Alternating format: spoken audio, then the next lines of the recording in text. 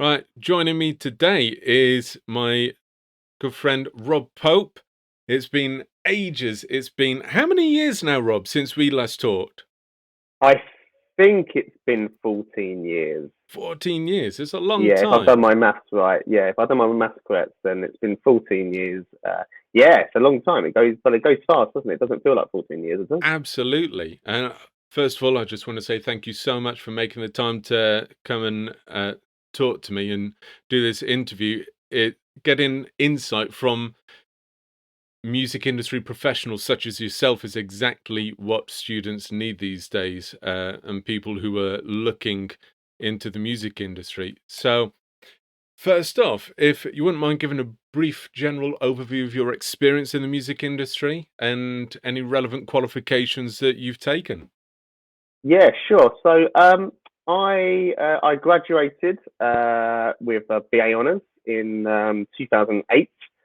And then from there, well, whilst I was doing my final year, I did gain some experience teaching just on weekends in a pop and rock school, which was great What fun. was the degree in? Sorry.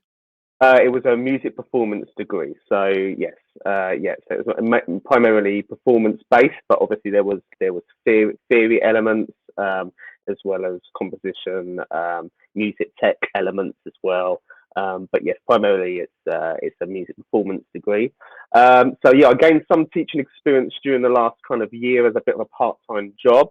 And I fell in love with teaching as well, and knew that was going to be a path that I'd like to go down one day. And then shortly after I left and graduated, I actually got a job as for West Sussex Music Service as a piano and keyboard teacher. And my degree helped me get that job. And then from there, really, as well as my teaching, I was getting approached to do various session work. I've worked with tribute bands. I've worked with original bands, from like classic soul and Motown type bands to working in a being a keyboard player in a girl band, as in being the keyboard player that backs the girl band. I was in a hip hop band. We did some great stuff. Did some great festivals and some great venues in London and Wow. that sort of thing. And then also I went on to through college and meeting musicians through college. I formed a function band, and that went ended up doing quite well over the years. And I've been lucky enough to earn a living from it. And I've kind of grown that band. And from growing that band, I then formed an agency, and now I have several kind of Sussex-based function bands on my books that I send out every week to weddings, parties, corporates, festivals in the summer, that sort of thing. And yeah, so I've kind of every year my career's kind of grown that little bit more, but I am fortunate enough to earn a living out of playing music in some way, or as well as my teaching. So yeah, it's been a good ride so far. Brilliant. Absolutely brilliant. And thinking back to your music student days, like earliest memories as well.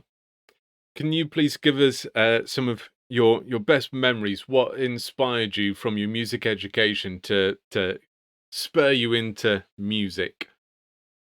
Well, the great thing about the course that I took was it was, as I say, it's a very practical course. So there was a lot of Mm, playing involved. And one of the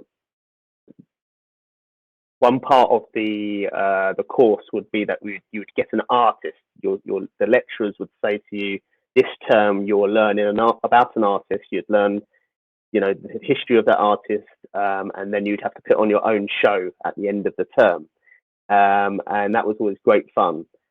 So we got to do. I mean, I can list. I could probably list them all, but we did from learning the whole entire '80s decade. We did as a show, like an '80s tribute show.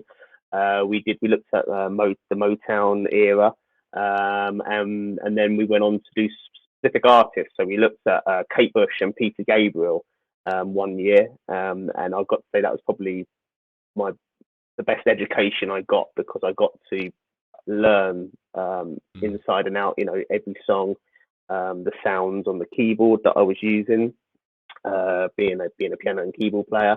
Um, and yeah, it was great because you could really get involved in the artist's back catalogue and really listen to what they are doing. And also, we got to there was other things like the artist development, which I got you involved in, Bill, which was Bill being the year below me at college. The course asked the leader of the course wanted us to pick students who didn't play the instrument that you currently played. So I was a piano keyboard player, so I had to pick a couple of students that weren't primarily keyboard or piano players and teach them how to play and learn a few songs. And we did all keyboards, so that the whole idea was that everyone had a keyboard. I had you and Ben playing on keys, and yeah, so it was. You guys had to teach you guys how to play some songs, and then he did it. Bill was on a guitar and Ben was on a keyboard, and then I accompanied you, but I remember just doing the drum track. Like, Mm. I wasn't actually playing any melodic instrument there, but I was just doing the drum track on it. But we pulled together some great 80s songs, didn't we? So it was good fun. Oh, But anyway, brilliant. that was a good memory. Anyway. Brilliant. And I remember actually just now back in the college days, we always used to call you Robbie Keys because you were the keyboard man. But I remember you burst onto the scene the first time I saw you. You were already a fantastic keyboardist. Where originally did you get started? So I was a self-taught keyboard Self-taught. and piano player. Yeah, self-taught. I am even to this day. Really, I mean, I don't have many memories of lessons because the opportunity was there for me. Don't get me wrong; my parents were amazing, but I guess that I used to go to teachers. I guess my parents, not knowing anyone, they would go to probably the Yellow Pages or whatever then, and just find a teacher and went, oh, why don't we try this teacher? They teach locally, and the teacher that I would have I found would be quite set in their ways and would teach me what they wanted to teach me, which I guess I was quite a rebellious young child, and I wanted to just play what I wanted to play, which is not probably the best attitude. But then again, um, something that I've learned as in my teaching is that you should, tailor your teaching to the student. Mm. So not I don't mean to sound like I'm slating that teacher who taught me, but maybe they weren't the best teacher for me. So that then meant that I would have to do my own kind of homework, and I would go home and I knew what I'd like to hear, and I loved lots of 60s rock and roll, 50s rock and roll piano. I loved 60s Beatles, the Beach Boys, all sorts of really keys based stuff, and I would listen to it. The Queen, I was mad on Queen in my kind of early teens years, and I would go home and I would just sit at the piano and just learn these songs. Mm. And it wasn't really till I went to college that I kind of got. You had to look into part of the course was to look at to be taught theory. So I went on and did looked at more theory and had some private lessons with the piano teacher who was there at the time, and Oh, was that that sort of Dave? thing. Dave Cash, yeah, he was a massive help to me, and I used to have private lessons with him at weekends, just to get because I wanted to learn more. So I did everything kind of later, but primarily I started off as a self-taught young keyboard player, and it wasn't until I went to college that I really knuckled down, and I guess I really learned my trade, if you like. To be fair, mate, you are absolutely right. From my experience as a secondary school teacher, teaching music for 10 years, I remember the first time I taught in a secondary school, and even before that, and throughout my career, you had to try to get the students involved and ask them, right, okay, we're doing guitar skills.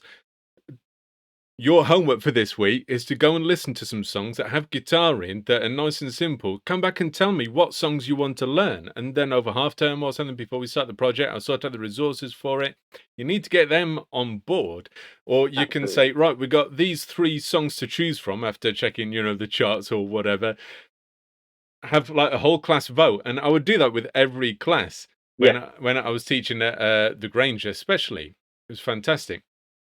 And you need to get them on board and teach things that they want to learn, especially in a subject like music. Because if you think about it in like a secondary school situation, if you're teaching whole classes, it's not like maths where you have to teach certain things. It's like, yes, you do need to teach skills like keyboard skills, guitar skills, but you can actually make it in more of a fun way.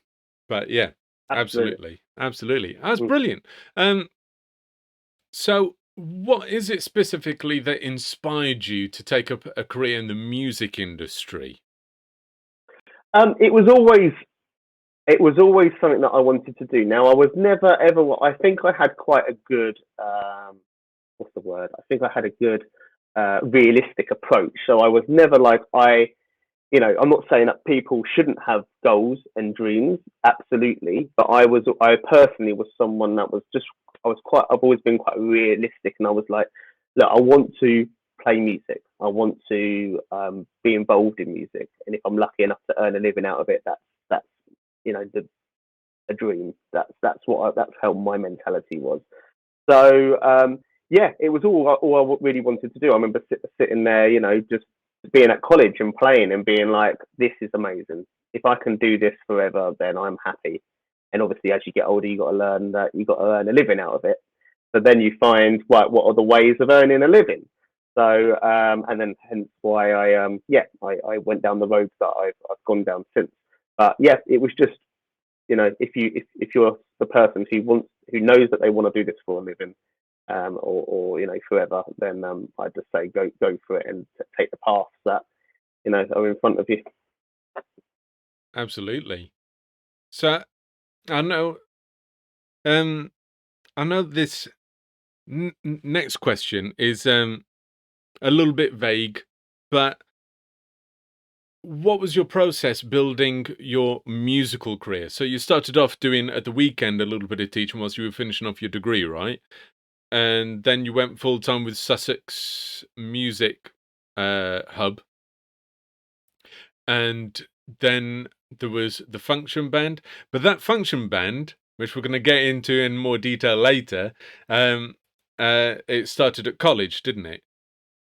That's right. So yeah, so the band was formed with just musicians in the college, obviously. So we were approached by a lecturer of ours who I think you've interviewed before, Trevor Grant. And he was one of our lecturers, and he said to a group of us, "Look, I need to put a band together. We've been asked to put some entertainment on at Sussex Awards in Brighton, and it was kind of an awards for students of all different um, subjects. Oh yeah. Um, and um, and so we had a week. I think it was a week. I don't think it was more than a week. It felt like a very short time because we were rehearsing every day, and we didn't really know each other that well. So there was a couple from my year group and a couple from the year above us. And Trevor went, right, I want a keyboard player from this group, and a drummer from this group, and then I'm going to choose a bass player, singer, and guitarist from the other group.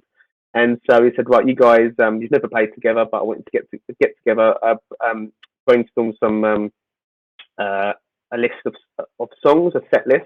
You've got a 45-minute set or an hour to put together, and yeah, and off you go. And so we were like, oh, hi guys, okay, what should we do then? And we listed down what we thought at the time people would want to hear, and there was all sorts. There was a bit of Queen in there. I think there was some Prince in there. There was probably a Beatles song and a Stones song. It was no real. It was artists from everywhere kind of thing. I think we Yeah. probably did a heavy rock song in there, an AC/DC. I don't know, all sorts of stuff in there. And but anyway, yeah. So we did it. We pulled it together, and we pulled a 45-minute set, and then we did the gig, and we were like, this is brilliant. So this is what a real gig feels like, and it kind of was the first gig we had done outside of college, in the sense that everything we were doing before then as a group we were doing at the college, so in Mm. front of parents of the students, that sort of thing. But this was in front of 200 um, strangers, and we had a PA system there, and we did the gig, and yeah, it went really well, and that was the start of the band really, because from there we we got more opportunities. So people Brilliant. approached us and You said, caught the bug. how about a gig here? Yeah, that's it. And then that turned into one section of your musical career. Fantastic. Absolutely, yeah. So from there, we started, doing pubs and things like that. And someone said, you could do, and I think Trevor, our lecturer, even booked the first pub gig for us. And Oh, I think we brilliant. borrowed, He was I your think we first borrowed some. unofficial booking agent. Yeah, exactly. Yeah. So I think we booked some.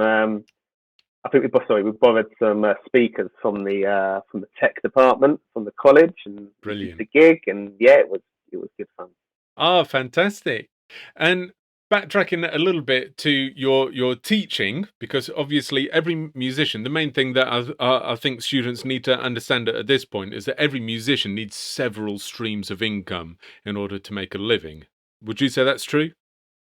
Absolutely, yes. So even now, where I would say I'm in a place where I'm, I believe that the function band that I play in is of a very good level. We're probably one of the busiest in the south. Maybe we do kind of on average. It can be anything from the busy periods. We can be from 5 days a week, but we'll to kind of 2 or 3 days a week, but on average we're out every single weekend, if not through the week, sort of Wow. thing.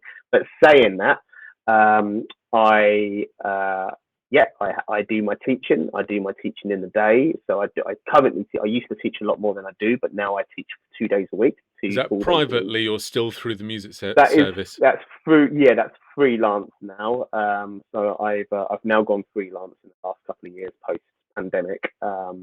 And yes, I do 2 days a week, and then like I mentioned earlier, I now off the back of the band's success, I now run an agency. So yeah, there's kind of three different streamlines of income coming in there, and I wouldn't at the moment. I'm very happy with that amount, if that makes sense, because I think with this industry, and especially with things like pandemics, although they're very extremely rare, but thank goodness I had the other things, because I could teach when I Yes. couldn't gig, because you can Yes. still teach online. So thankfully I was able to teach, and I did more teaching through the pandemic. And then also I was growing my agency, and I was still booking ahead for 2022, 23 during the pandemic. So that Wow. was obviously taking an income there.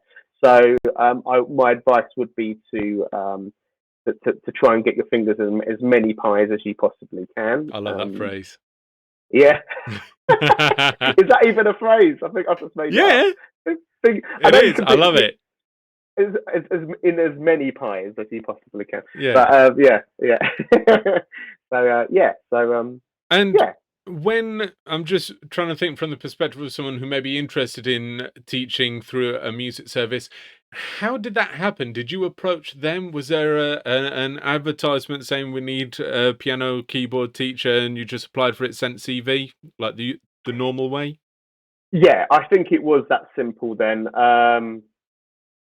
they were looking for they were specifically looking for piano and keyboard teacher. I think the post that I saw was please apply if you're looking to teach Mm, and you've got teaching experience and a degree. I haven't got a teaching degree, but that appeared at the time wasn't what they of importance to them. It was more no. about my experience Yeah. and my and the degree that I had. So yes, I went along, and it was they had lots of children that are wanting piano and keyboard teachers, thankfully. And yeah, I remember going along to the interview, and I had to teach, believe it or not, in the interview. Well, that was the first thing. They were like, right, we've got some guinea pigs, bless them, little children, come in, and I think they were about year 5 or 6 or something like that at school. And they said, can you teach these? Pretend this is your first lesson. And I had to. So I did a I remember being told to prep and do a teaching plan, and I did all that, and then I taught them. Yeah, I remember getting them to do some sort. I think it was some sort of rock and roll things. I think I was getting them to do some kind of simple Brilliant. improvisation or something. And yeah, it went really well, and then yeah, I was given some schools, and they kind of act as an agency in their own way. And they would said, right, so these are your schools that you can approach, and then you have to kind of recruit your own students. So I was having to do assemblies and things like that. To say, look, come and have some piano lessons with me, and send letters home to the parents. And it was had a great response. And I was teaching. I went from teaching two couple of days a week, or not even full days really, just kind of hours here, and I'd drive and cross Sussex and go from Horsham to East Grinstead down to Haywards Heath, and it was all these places in Sussex. Oh, blimey. Um, yeah, and then, but now again, going fast forwarding, we're fortunate enough to teach in the one school now. So I've built up in one school, and it's a school that my children go to, and it's a lot. I keep it. It's quite more, a lot easier. I mean, coming in and performing at an assembly is more than any peripatetic teacher's done for me in my teaching career. So, well done. That's fantastic. Yeah, it's quite daunting. I do get scared more playing in front of a load of little children just looking up at you than I do, in front of thousands of people. Sometimes I've done some big gigs, and I find the smaller ones sometimes a little bit more intimidating than the bigger ones. It's really weird that though, isn't it? Because in an audience of adults, there may be some actual professional musicians who may be like, oh, okay, it was spot on with that, but made a little mistake there or something. But with kids, at the beginning, I know exactly what you mean. When I first started teaching, it was obviously slightly different for me. I mean, it was a class of like 30 kids all staring at you, and you're not necessarily having to perform anything, but it's teaching. But whenever I did perform, it always helped to remember that the kids have, most of them will never have seen a professional musician before. So even if you're playing really badly, like if you've got an off day or something, they'll still be like, Yeah, absolutely. Yeah, the face of a child when they actually hear an instrument being played, yeah, properly, if you like. yeah, Yeah, they're like, oh, amazing. They will. Yeah, I think absolutely, you won't get more appreciation than yeah, yeah, yeah, a little young face is kind of, you introducing this to you for the first time. Yeah, absolutely. yeah. So we've touched a little bit on Murdoch's Crazy Eyes. I'd like to jump to there now. Sorry about the bit of a messy structure at the moment, but I'd like to That's really okay. zone in on this at the moment now. Murdoch's Crazy Eyes. First of all, Yeah. like, where did that name come from? How did you come up with that name? Uh, so that was our lead singer. So our lead singer. Now there's kind of a strange story to this, because I love strange um, stories. well, he was watching. It's not really. It's just very random. It's a very random story. It's a very short story, but random. So he was watching an episode of the A-Team, Right, and we had of two. course. He just noted two names. And our first ever gig, we were called Baraka's Attack, because BA Baraka's in the A-Team. Okay, Yeah. I mean, I'm sure most students listening to this probably won't have a clue who that is. I don't know, Maybe from the but Snickers adverts. Get some yeah. nuts. But that was our first name, and we were like, nah, okay. And then he went, well, and then I don't know why, but we stayed on the A-Team theme. There's no reason why. It was just because he was the only one coming up with suggestions. And then there was Mad Murdoch. I think that was Mad Eye Murdoch. I think his name was in the A-Team. And then he was like, well, how about Murdoch's Crazy Eyes?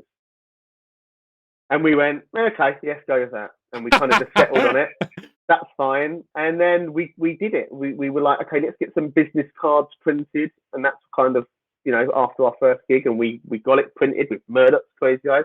And it wasn't until a few weeks later we looked at it and went, we're spelling Murdoch completely different to Murdoch in From the the A A-Team. team. So he's CKS at the end of Murdoch, and we're CHS.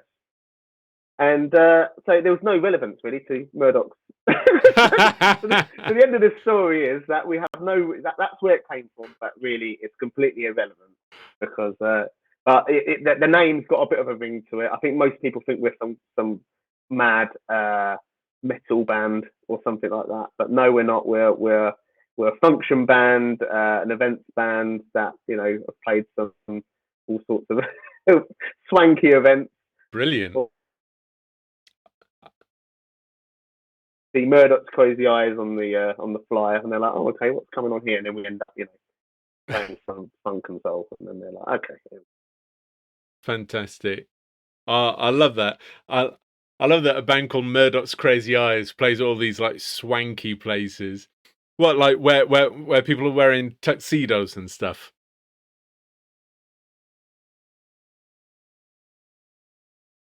Yeah, that's right. Sorry, I think the video went a bit crazy then, and I couldn't quite hear what you said. Yeah, did you say about what we? Yeah, so it was.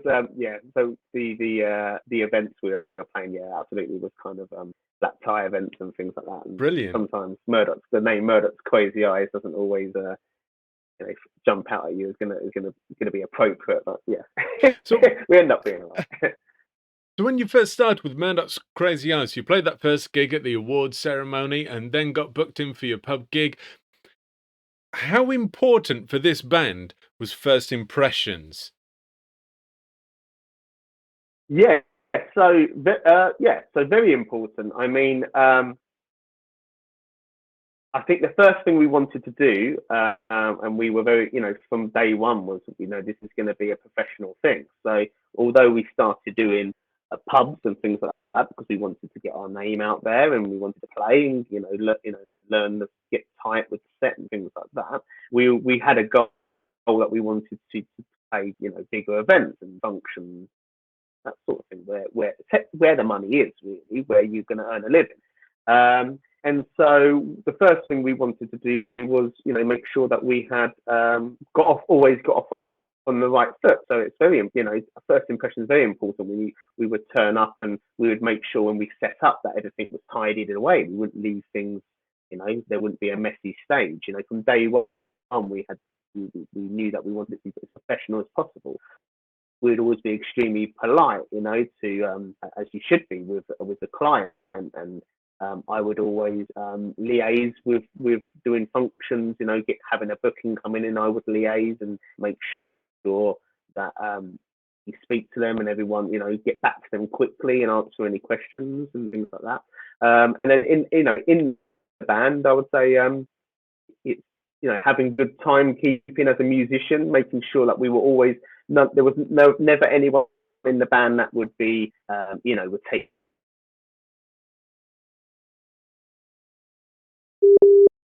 Uh-oh. We'd always learn our parts at home. We were team players. Do you know what I mean? I think that's the part of the success. We all knew that this actually would be quite good what we're doing here. And yeah, there's nothing, having a yeah, it's good. It's good if everyone's kind of level-headed. And how many, because I was thinking as well, thanks for that, by the way, because we know that first impressions are really important, obviously, not just from the musical performance side, because it's also good for students to hear about all those different personable skills that go on in the background as well, and how important they are to get back to people, to always be polite, to make sure you clean up after yourselves, punctuality, all of these professionalism skills are really, really important as well. That I think not many students especially realize, which is why it's so important to get that nailed as early on as possible in their education even. But what about in terms of performance first impressions? How important is that in terms of getting your next gig, getting your next client? Absolutely, yeah. I mean, it's again, it's extremely important. It's you know, being well rehearsed, being tight, really learning your stuff before you go into that gig. We would never go into a gig half rehearsed. You know what I mean? Not knowing the song. We'd rather not play that song and go into it. We were always like, make sure that everyone knows their bit. Yeah, you're going to make mistakes, and just the band might, suddenly go wrong. But it's very important to have someone in the band that was going to take control as well. I was naturally a leader in the band. I would jump up and say, how about we end? Even if the song was going a little bit wrong, and we would look in the early days, we'd look around and go, how are we going to end this sort of thing? You just need someone to take charge and go, right, let's just end it on the one. Boom. And then, so as long as someone does that, and someone takes charge, and personally for me, I would always pride myself a lot on, the sounds that I would use as a keyboard player. If there's any keyboard players that kind of listening, I would, I'd pride myself on my patches. So I'd always make sure that I've got the right sounds, it fits the song, it's suited to the song. Have as good professional setup as you can possibly have. That goes a long way as well. If you wanting to get professional gigs,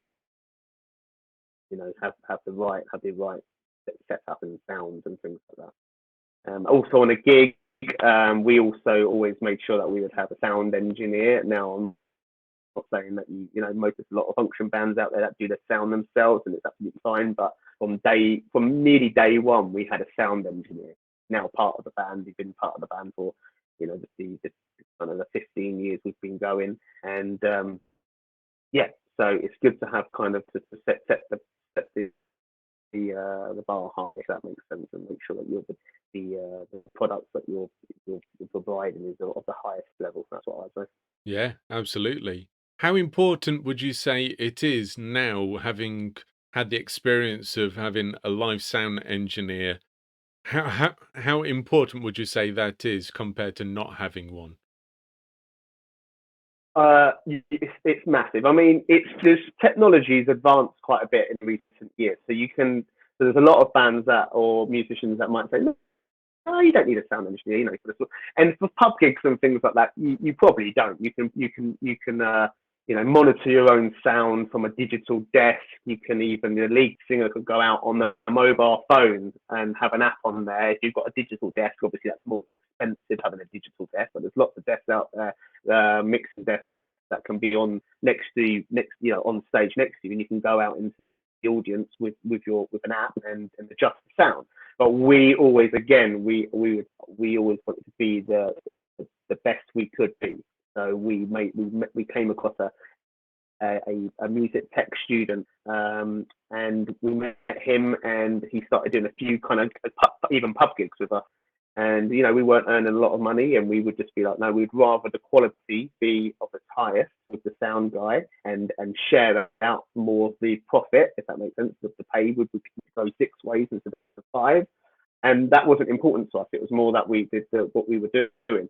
And then that kind of, we benefited from that, because I think that's led us to getting more bookings. Because when people heard us, they were like, these guys sound great. They're micing up the drum kit, they've got mics on the drum kit, and they're getting mixed, and it sounds really tight. And we were getting those sort of compliments. It was like, yes, because we have a sound guy. And that's the pros of having a sound engineer with you. Yeah. But like I say, there's ways. You don't have to have a sound engineer. You can do it all by yourself, especially these days. But our goal was always for it to be the highest product Yeah. that we provide for people. Yeah, I think that makes sense. It definitely does give a competitive edge, I imagine.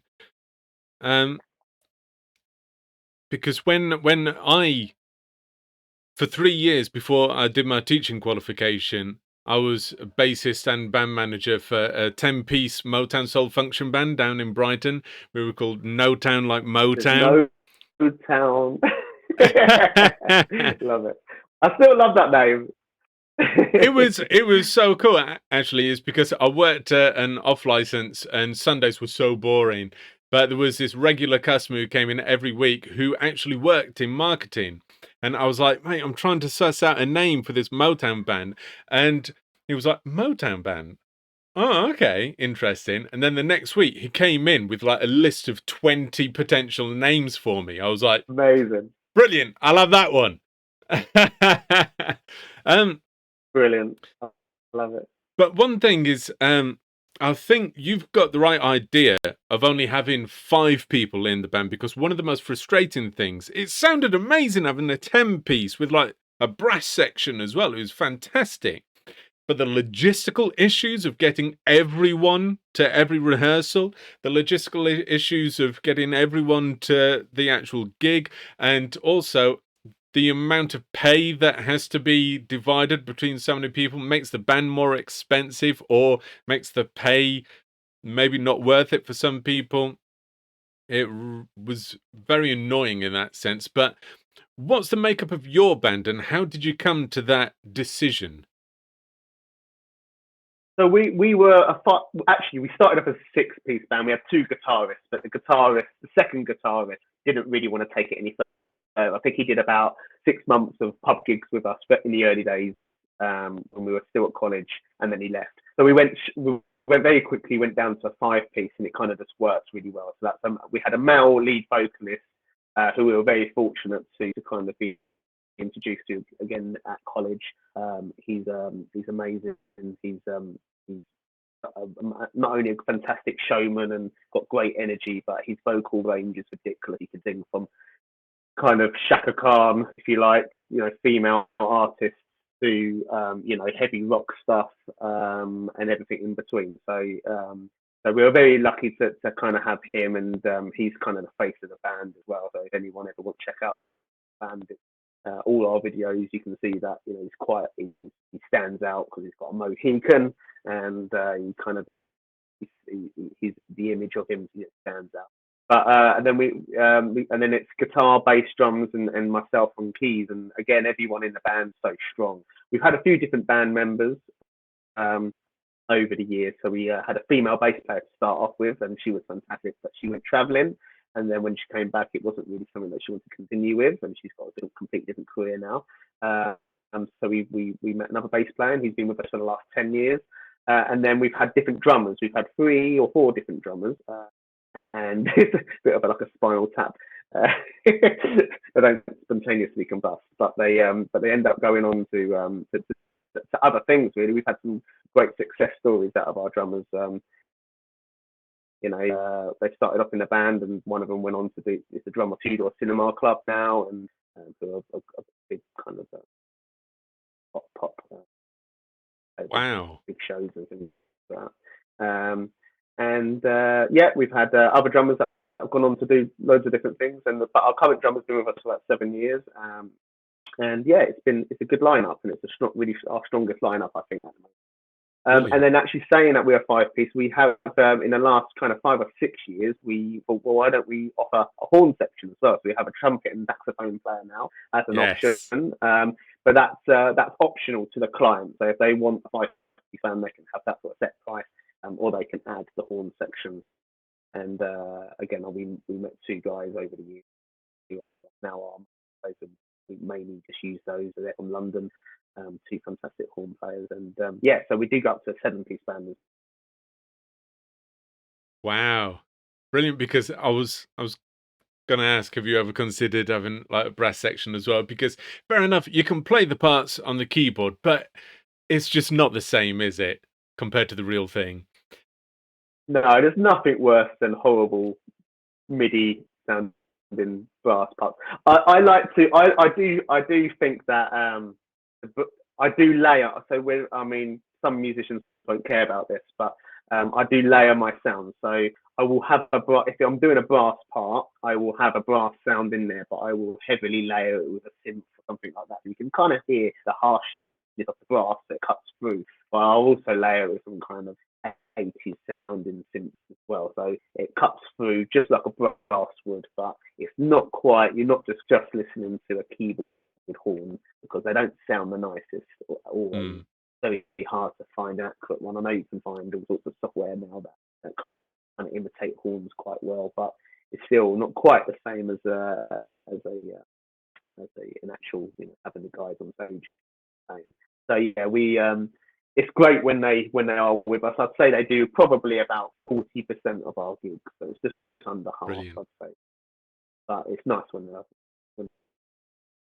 I know what you mean though, man, because when I remember in some classes sometimes for critical listening, I play them two different tracks and be like, right, which one has the real brass section and which one is just synthesized? They could never tell, Rob. They could never tell. They'd be like, it's the same. And I'd be like, what? What? Oh, oh no. So Listen harder. exactly. If any students are listening, make sure you know the difference. You need to work on those critical listening Yeah. skills. Absolutely. So It's the little things like the actual, on a keyboard you can't quite get, the no. breathness and things like that, and you can try and get phrasing as accurate as you can, but still, you're going to always, you're not ever going to be able to do it the same as an actual, brass player Yeah. blowing down an instrument. Absolutely. It's completely different. Absolutely. So when you perform, I'm just thinking from like a student's perspective, could you give your opinion on what makes a really successful performance? um, What do you think your clients Successful look performance. for in a successful performance? I would say, it needs to be musically, it needs to work. The set list needs to work musically. I'd say for anyone writing a set list, it needs to kind of slowly grow. I mean, it's good to start strong, but then you don't want to play all your big anthems at the beginning. You want to kind of gradually build the set list. Um, People want to hear a tight. I think tight band is a well rehearsed band. I Mm, think that makes such a difference. Um, do it as much as you rehearse as much as you can in the yeah. early days, and the more playing and gigs you do, yeah, and just give 100% to every gig. We played in front of 30 people in not very nice gig, but and we played in front of 15,000 people at a big festival, and we try and give us the same 100%, because at the end of the day, that there could be one person in that 50, 30 people watching you that could book you for your next gig, and things like that. So, and if you're working and you're getting paid to work, you got to give 100%. And if you don't, then you won't get booked again, and you won't. Yeah. So it's all about having that kind of best attitude, and making every gig as good as it can be, regardless of how many people are watching or how well gigs live. Absolutely. Now that makes perfect sense, mate, because especially about the practice beforehand. Because I remember from the art of practicing, it says something about if you play some notes with loose rhythm and loose pitch, I'm paraphrasing, um, uh, 2,000 times, then all that you've done is teach yourself how to very emphatically play with a loose rhythm and sort of off pitch a bit. But if you practice, focused, then and even at a slow tempo, if you get that perfect 599 times, then all chances are, no matter what tempo you play it at, the 600th time will also be perfect, even if there are 2,000 eyes watching and 2,000 ears listening. So that makes sense, especially in terms of an ensemble, because the more you practice together, the more you perform together, the more you get that bond, isn't it? Absolutely. I mean, sometimes now, because we've been playing with each other for so long, we just know what the other person's almost going to do, and suddenly we're actually doing this. It could be completely improvised. So we Mm, might be, just suddenly add in some sort of I don't know, push in somewhere, and then suddenly, before you know it, we've all done it automatically. We're like, well, we didn't rehearse that, but you just kind of know off each, because you're so used to playing with each other. And I think it, again, because we do it so often, you just yeah, know what the other person do, and you end up naturally doing it with them. that's brilliant. It's almost like there's some sort of an energetic thing going between the different members. Mm, So we've talked yeah. quite a bit about ensemble performance. But Rob, I'm curious actually. Have you ever had any experience performing solo? Yes, so I have done, but it's um, for some piano players, they love it. It's in fact I know some pianists and keyboard players that's all they do now. They've stopped doing any sort of band work or anything like that. They just enjoy going around doing solo piano gigs. It can be hotels or private background music gigs, that sort of thing, or recordings at home. Um, but personally, for me, it was always about the band. It was always about being in a band. It was something about being in a band that I loved, being a part of a band and ensemble. But I have done solo gigs. I've done, like I said, I've done people have gone to me to cover me for a hotel. I've done it, but I just don't get the same at performing. I love playing the piano, sitting there it's very therapeutic, sitting there and playing at home and things like that. I sit there and play, but I get my real kind of enjoyment from playing in bands. So these days, I tend to just play the band work gigs, I think solo. And why do you think that is? I I guess it. I don't know. I personally, it's just I get more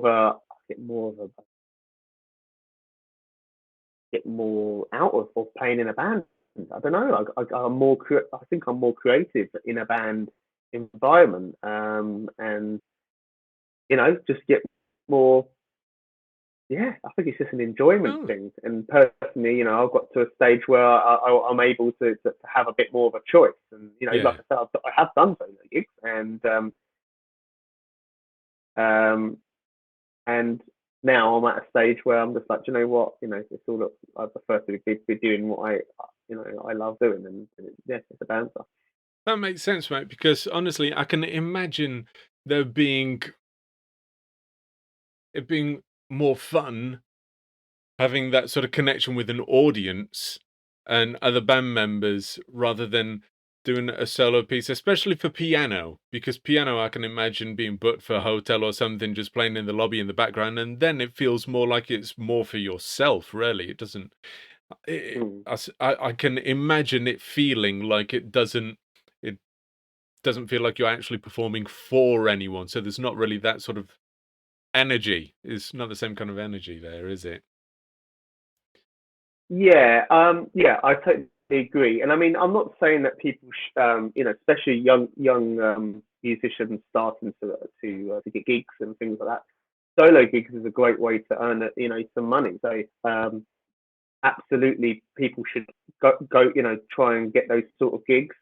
Sometimes you can actually earn more doing a solo gig than you can Yeah, um, in a band because, like you said earlier, that split of the money gets split around more between more members. Where solo gig, you can actually, if there's a set fee, it can end up being quite a better fee. But so I'd say for anyone, definitely, if you're starting out and you want to earn a living and you want to earn money from playing, and you get an opportunity to go and play in the background somewhere or a lobby, just do it because it's good and it's good for gaining experience and things like that.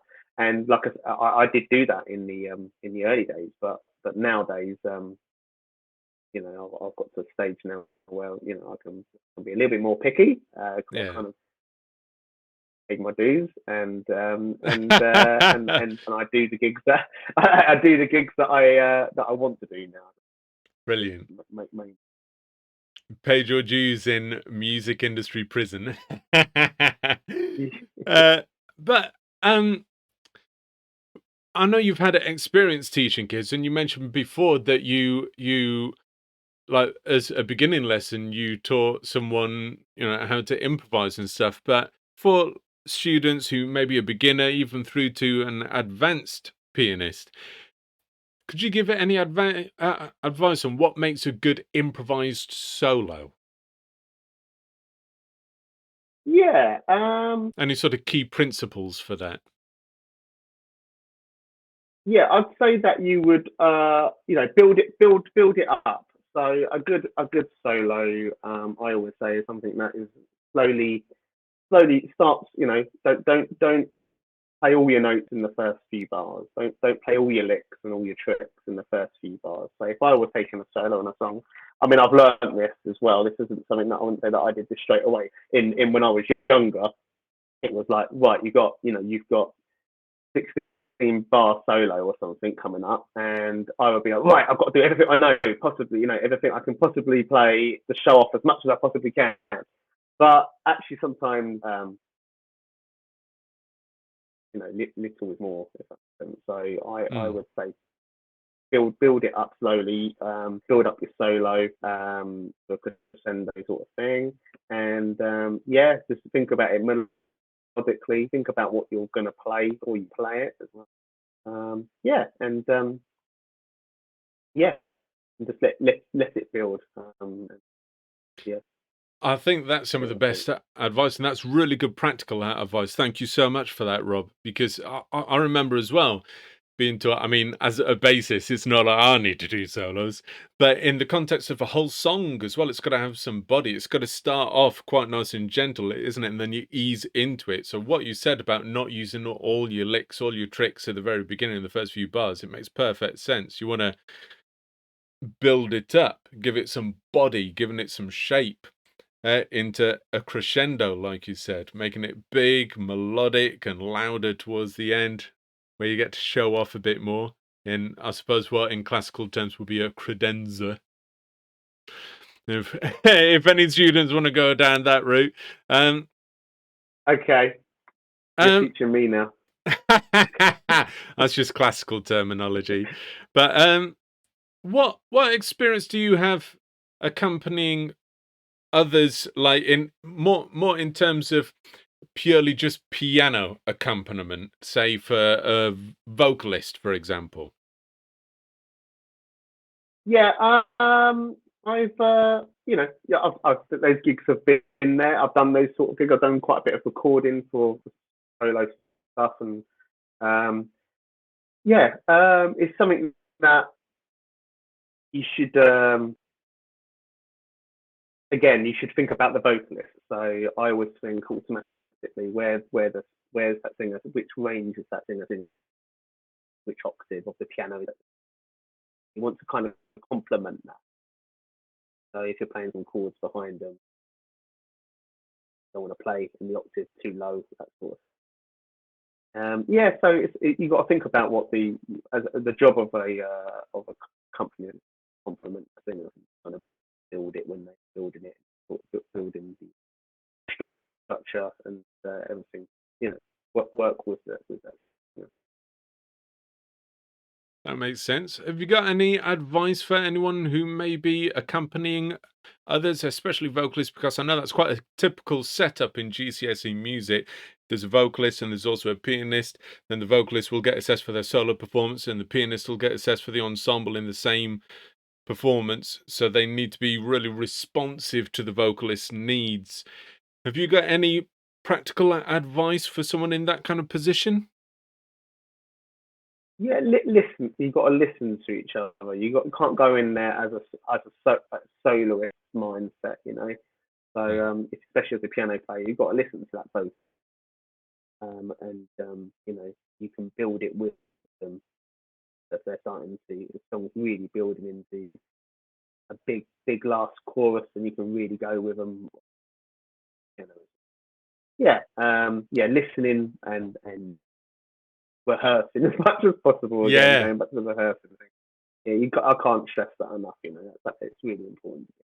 I love the fact that you said listen to each other, because even though it's the pianist who's accompanying the vocalist needs to remember that they still need to listen to the pianist as well. It's not a backing track, and that sometimes the accompanist's job is to try to give the song a bit of body, as we've just talked about, maybe raise the dynamics a little bit, and the vocalist obviously needs to be responsive to that as well, because the accompanist would only be doing that in order to boost the vocalist, right? Yeah, sure. Yeah, Um, yeah, s- absolutely. so if as an instrumental teacher, have you taught grades? yeah. Um, so with my teaching, I really do try and tailor my lessons to the pupils. So when they're younger, I will of course start off with traditional lessons, teaching them. I will always introduce reading music straight away. I think it's really important. Mm. I've learnt the hard way because I didn't learn to read until later. So I had to kind of put my time into that personally later on. But from a young age, I think if you can introduce reading, that's amazing. But if not every student enjoys it, then not every student it's their thing. Sometimes they look at music and dots and it just goes over their head and they just can't do it. So I've learned to teach over the years and tailor my lessons to that to different children. So and students. So they might say, I just want to learn so I can accompany myself as a singer. So I could have secondary school students come in and say, I just want to be able to play a few songs and play some chords behind because I'm a singer. So I would teach them chords and I would teach them the theory behind the chords and the scales and how to do different inversions and that sort of thing. So and then I've had students that want to do the grades, so they love the theory side of things and they love reading music. Find they're taking on that challenge, and I've taught them grades and and there's nothing better than when you work towards a grade. You build it, you learn your pieces, you learn all your exercises, all your theory, and then you take your and you take you at the end of it, you take your grade and you get your reward and your Yeah. certificate, and you can say that you're this grade. So yeah, different students will always have different Yeah. what they want to do. I think Exactly. as a teacher, you've got to. It's your way. It's your responsibility and your job to teach them how to get the best out of it. I think that's the most important thing. So yeah, I do teach grades, but it's only to those sorts those students who are that's their choice that they want. Yeah.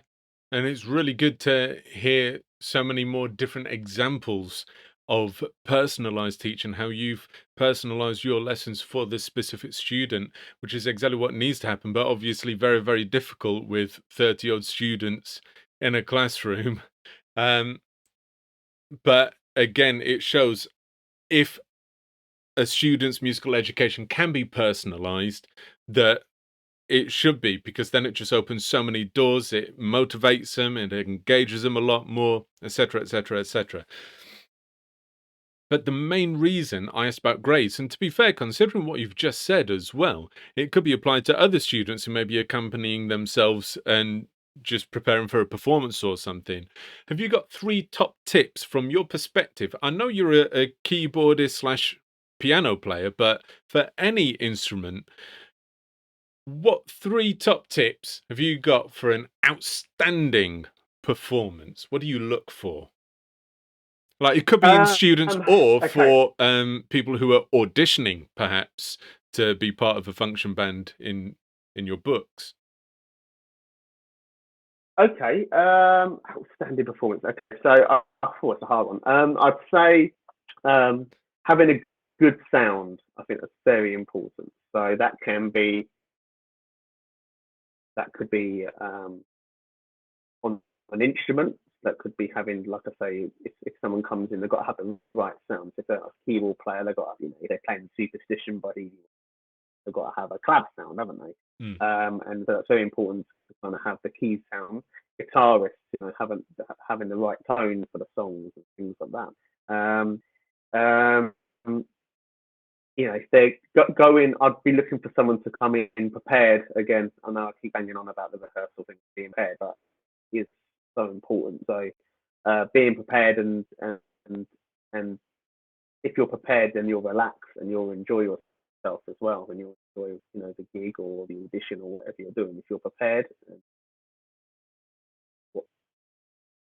what you got to do, then yeah, you'll have a good gig.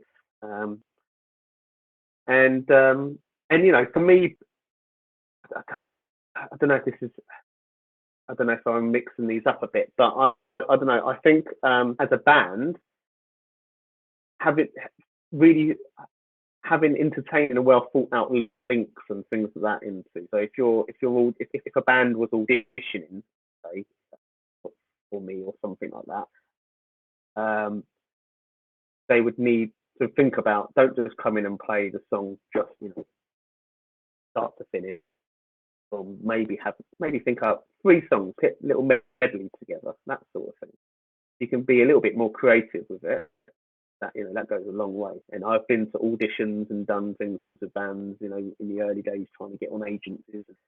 I think we auditioned once for a cruise. It didn't work out in the end, but we auditioned once for a cruise, doing some cruise gigs and things like that.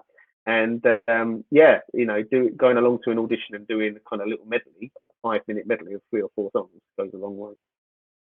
That's quite impressive.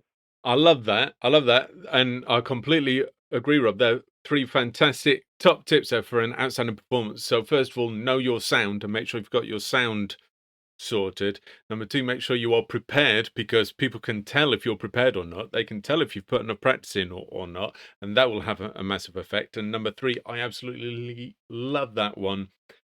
Don't just come in and sing the song or play the song from start to finish. Make sure you actually perform it, because no matter if it's the best version of, like, I don't know, a Whitney Houston song or something that anyone's ever heard, if you don't actually put the physical performance into it, then it's going to be really lackluster. And that's what I used to say to my BTEC students as well. When they would do a performance, they need to actually fully engage with it. And there was one performance in my last school who these kids actually sorted out this whole dramatic performance using that. They actually brought in staging from the drama theatre and stuff to have like different levels of the different characters, and it was based around suicide. It was pretty dark, but one could argue that's a general mindset of quite a lot of teenagers these days. And they not saying they're suicidal, but there's the whole like drama around it. Yeah. Especially with that particular song that they chose. I was like, I don't know if you want to do that. But they made this whole performance out of it. It was practically theatre. And that's how they got a distinction. That's how they got a really good grade, because that made it outstanding.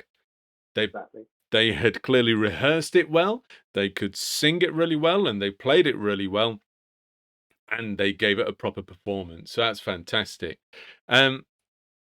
Now, I saw, whilst perusing your YouTube channel with Murdoch's Crazy Eyes, you guys dressed up as the Ghostbusters for one, with your lead singer as the Marshmallow Man. Yeah, so that was for a charity Halloween gig. So we're very fortunate these days to be able to do some ticketed events. So kind of what's come off the back of 15 years of playing around Sussex and things like that, and that we can now we've got a decent amount of followers on social media, and so we can now advertise a gig and sell tickets to a gig, and kind of every 2 or 3 months we will book a venue.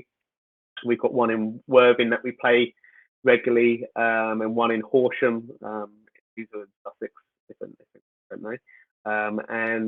And we sell tickets, and it's they're free.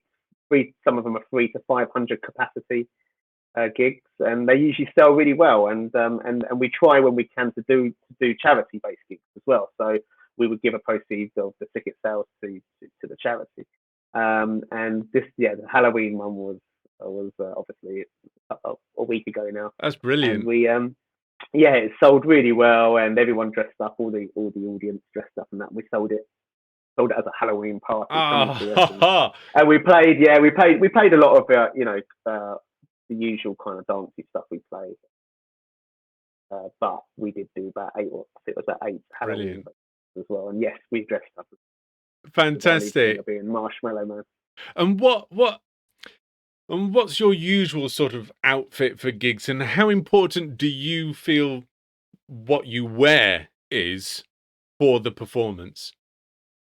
yeah, so you dress appropriately. So you would just dress to what the we would always dress to what the booking is. So if it is a corporate black tie event, we will wear suits, um, or dress smartly as we can. For weddings, again, we dress fairly smartly, but we tend to kind of go a little bit more smart casual. We still wear a suit jacket and things like that, and dress as smart, but we try and look a little bit more like a band. We don't want to look like the caterers or Yeah. something like that.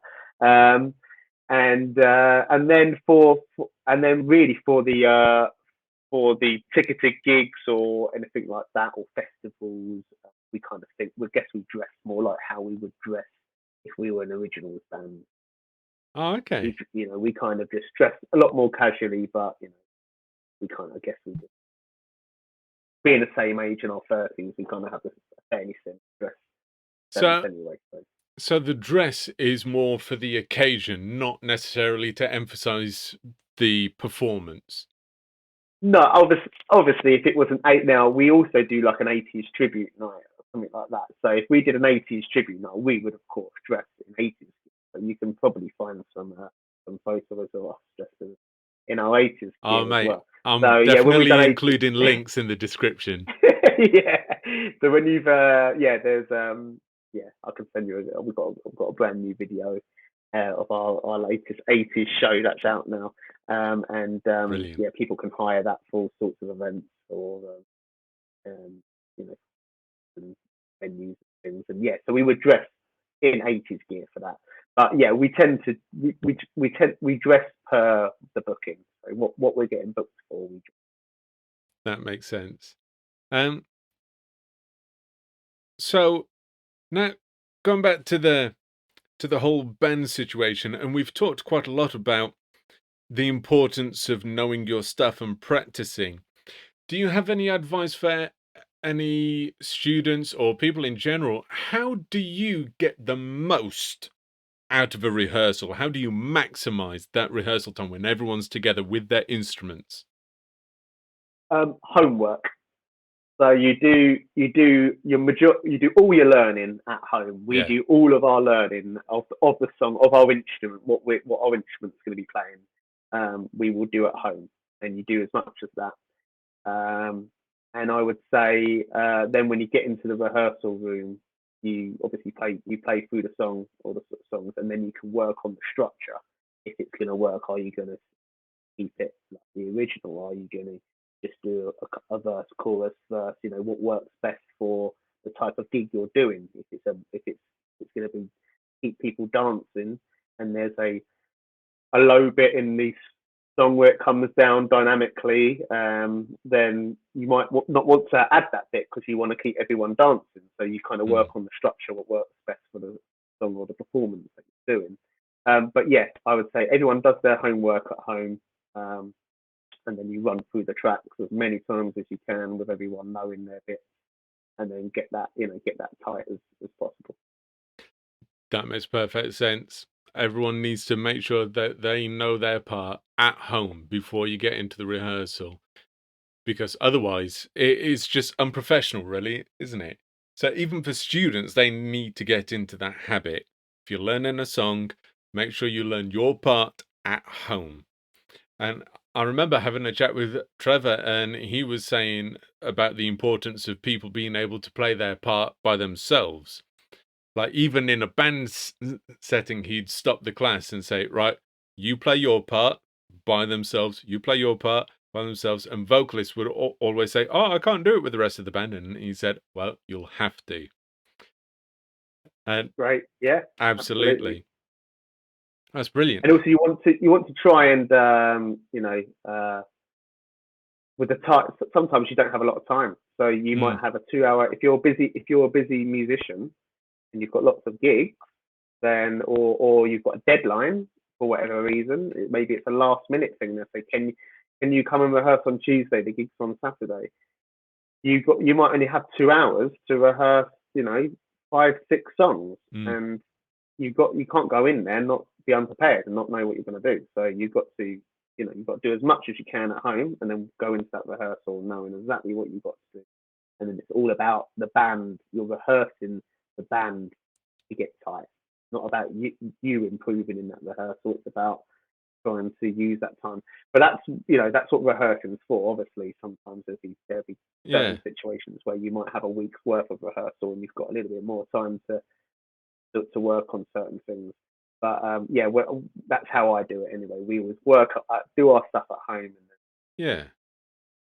That's it, and also having the opportunity to be creative with the songs as well, just like you said, is that appropriate for this kind of gig? Are we doing it with this kind of structure or whatever? Like when I was with the function band, we did "I Wish" by Stevie Wonder, and we'd towards the end where it was just doing the bass line, like, dum dum dum dum dum dum dum dum dum, and then there would be this point where the whole band would stop just for a few beats, and then everyone comes back in yeah, together at the same yeah, time.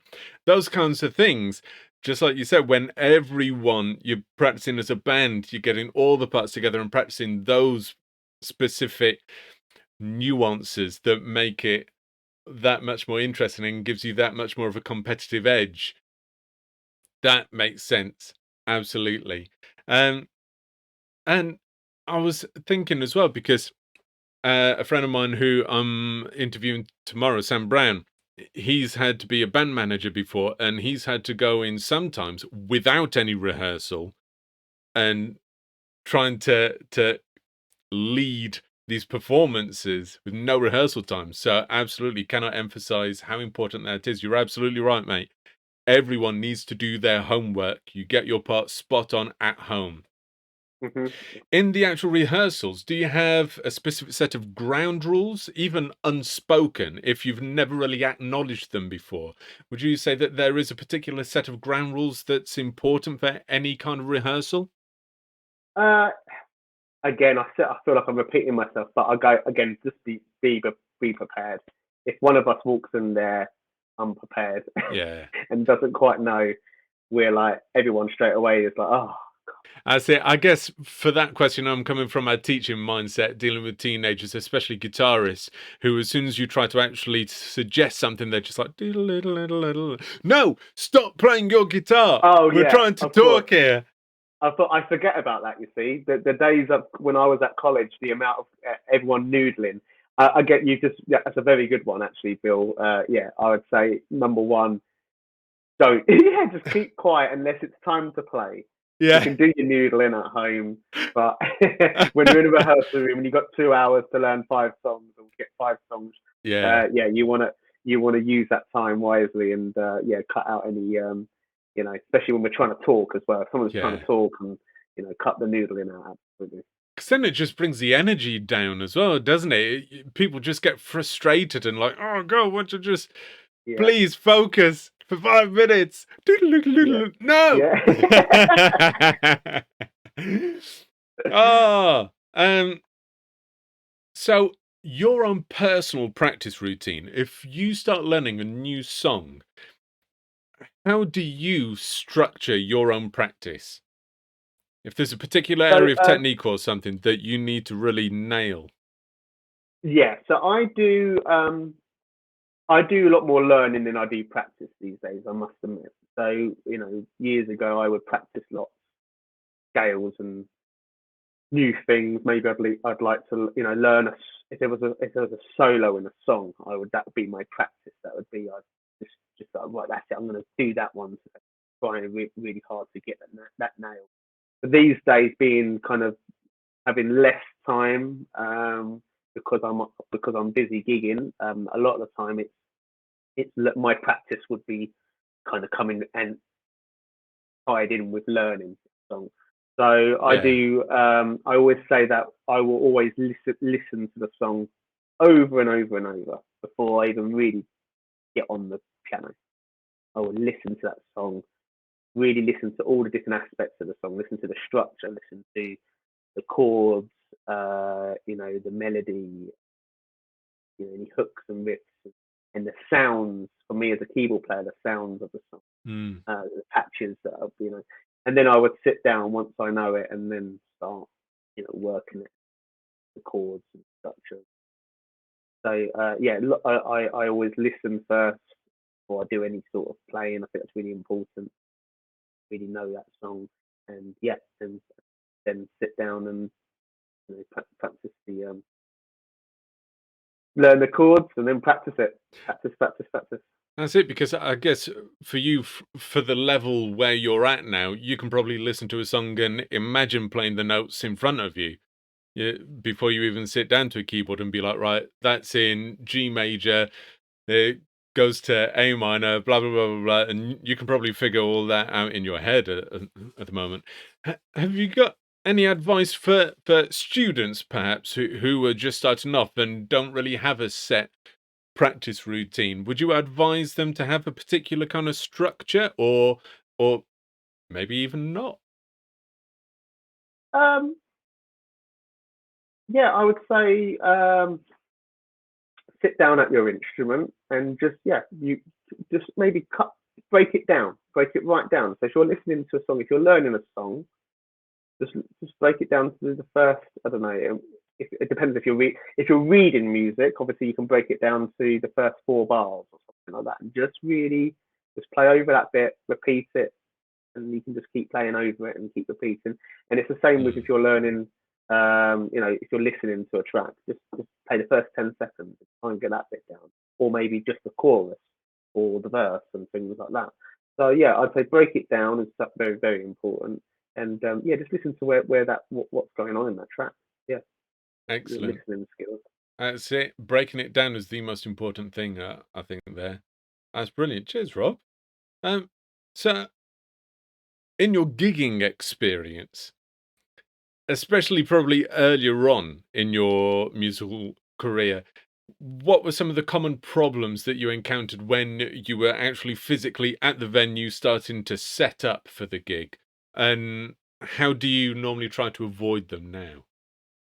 So, so in the early days, we could we would just turn up wherever we're kind of booked. We wouldn't have any, people wouldn't necessarily see our requirements, what we would need.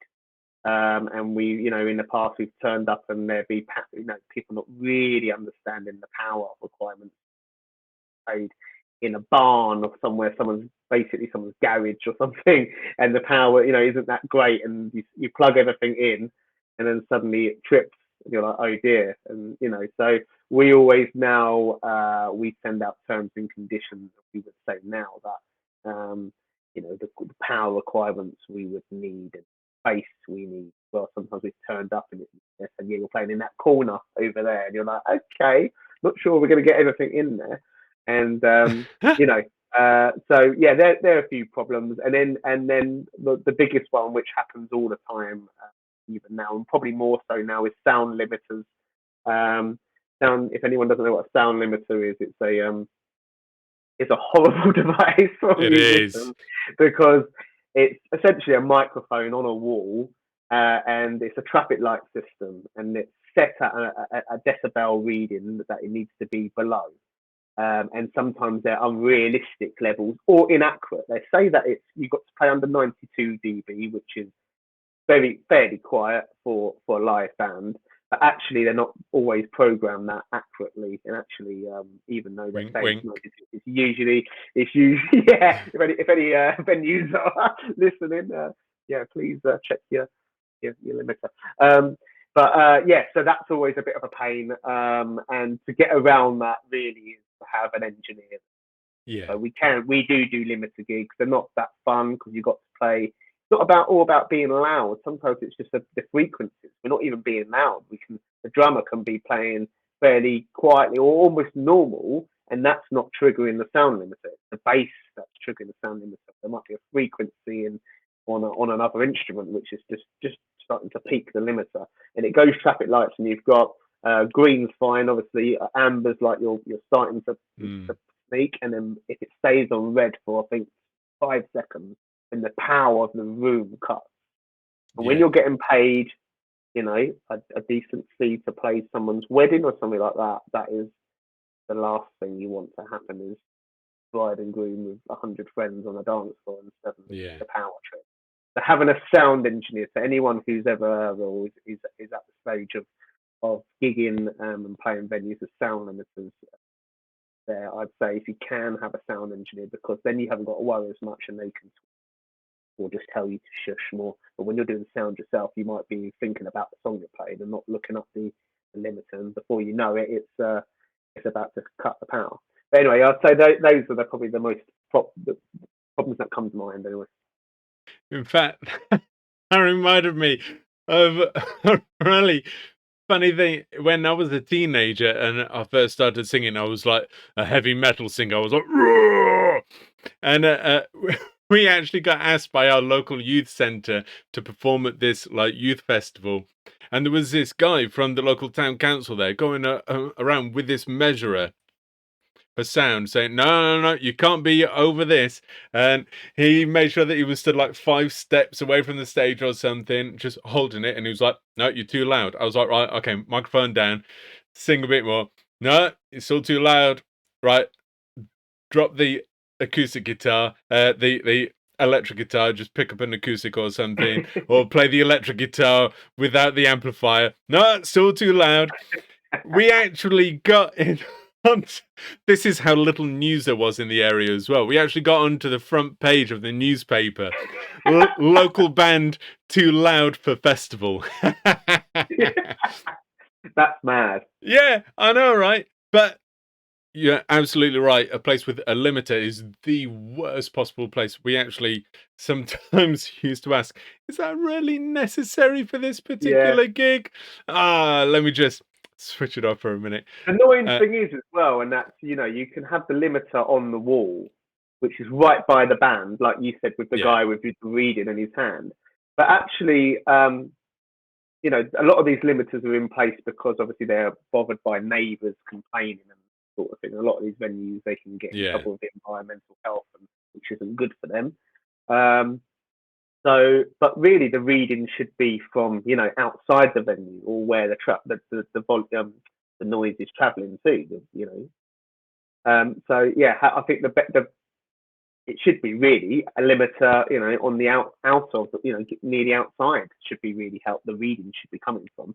But yeah, obviously they're gonna stick it right by the band, so that you look like you're playing a lot louder than you actually are.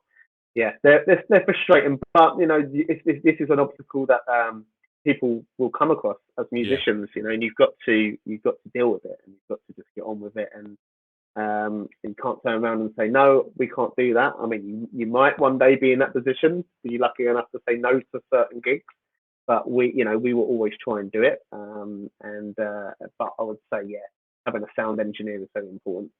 You're going to do a gig with a sound engineer. Yeah, absolutely.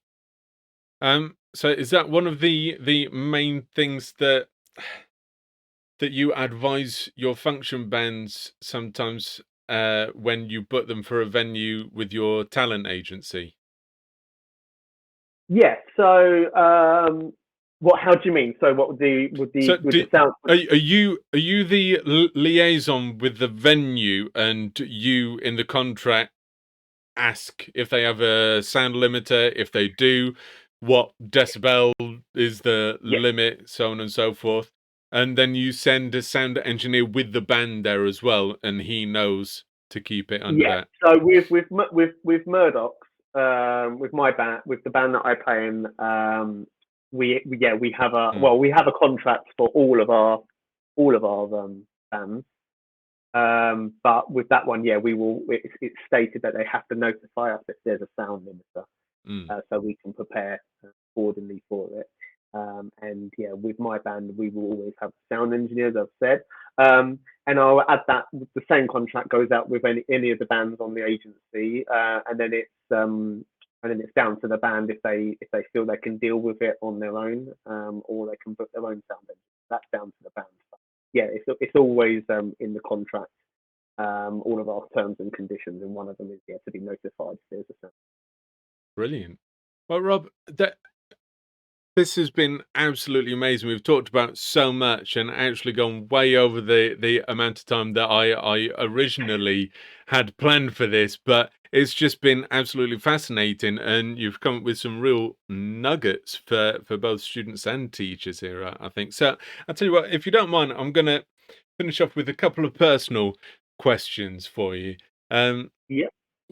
First of all, what's your favorite your absolute favorite piano or keyboard solo that you've heard or played yourself, and why? Um, The Way It Is by Bruce Hornsby. You I know, haven't heard that. so it was used on Changes by I think Tupac.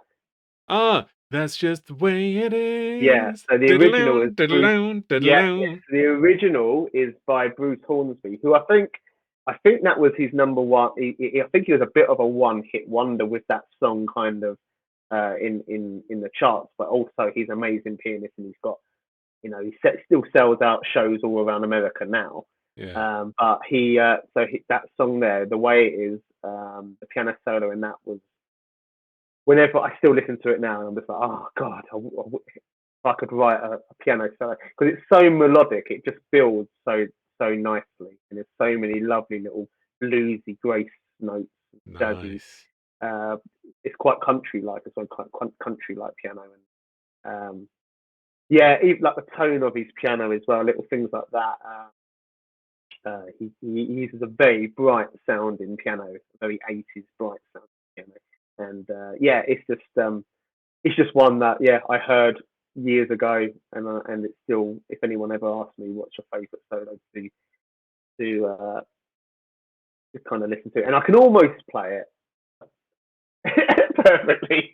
It's one of those where I'm like, there's a few little bits in there that I can't quite get. Anyway, I'd advise anyone, any pianist, definitely listen to that. Any musician, just listen. It's lovely. It's a really nice piece.